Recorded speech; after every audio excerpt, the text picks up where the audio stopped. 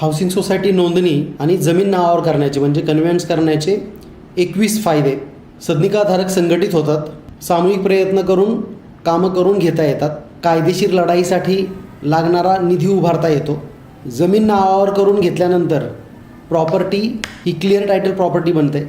FSI वाढला तर त्याचा लाभ बिल्डरला घेता येत नाही. त्याची संपूर्ण मालकी ही हाऊसिंग सोसायटीची असते. त्यामुळे सुधारित बांधकाम करताना सोसायटीच्या नावाने अर्ज करावा लागतो. परिणामी आणखीन बांधकाम बिल्डरला करता येत नाही. बिल्डरने मेंटेनन्सच्या नावाखाली घेतलेल्या रकमेचा हिशोब मागता येतो. बिल्डरने कॉर्पस फंड घेतला असेल तर तो सोसायटीच्या अकाउंटवरती घेऊन सभासद त्याचा नियोजन करू शकतात, विनियोग करू शकतात. बिल्डरने सर्व सुविधा दिल्या नसतील, अपूर्ण सुविधा दिल्या असतील, अपूर्ण सेवा दिल्या असतील तर त्यासाठी बिल्डर विरोधात कायदेशीर लढा उभारता येतो. फ्लॅटची किंमत वाढते. फ्लॅट विक्री करताना कर्ज मिळणं सोपं होतं.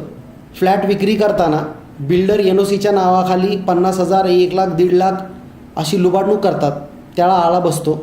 सोसायटी झाल्यानंतर मेंटेनन्स गोळा करणं सोपं होतं. बिल्डरच्या विक्री न झालेल्या फ्लॅटचा मेंटेनन्स गोळा करता येतो. जमीन मालकांच्या फ्लॅटचा मेंटेनन्स घेता येतो. मेंटेनन्स बुडवणाऱ्यांची संख्या कमी होते. थकबाकीदारांकडून मेंटेनन्सची वसुली करणं सोपं होतं. संस्थेची स्वतःची नियमावली बनते.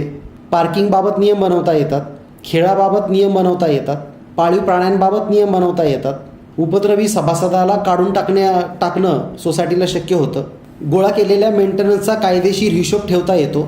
त्याचं लेखापरीक्षण करता येतं. मेंटेनन्समध्ये घोळ केल्यास ती रक्कम वसूल करणं सोसायटीला शक्य होतं. देखभाल दुरुस्ती वेळच्या वेळी करणं शक्य होतं. पदाधिकारी निवडणुकीच्या माध्यमातून पदावर येत असतात. जर पदाधिकारी त्यांचं कर्तव्य बजावत नसतील तर त्यांना दूर करून नवीन पदाधिकाऱ्यांची नेमणूक करता येते. टेरेसवर होर्डिंग लावून निधी उभारता येतो. टेरेसवर मोबाईल टॉवर उभारून पैसे कमवता येतात. संस्थेचा पुनर्विकास करणं शक्य होतं. त्यामुळे मंडळी, शक्य तितक्या लवकर कॉपरेटिव्ह हाऊसिंग सोसायटी नोंद करून घेणं हे तुमचं कर्तव्य आहे.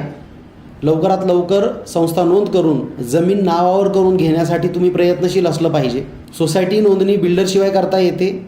त्याचबरोबर जमीनसुद्धा बिल्डरच्या सहकार्याशिवाय सोसायटीच्या नावावर करता येते.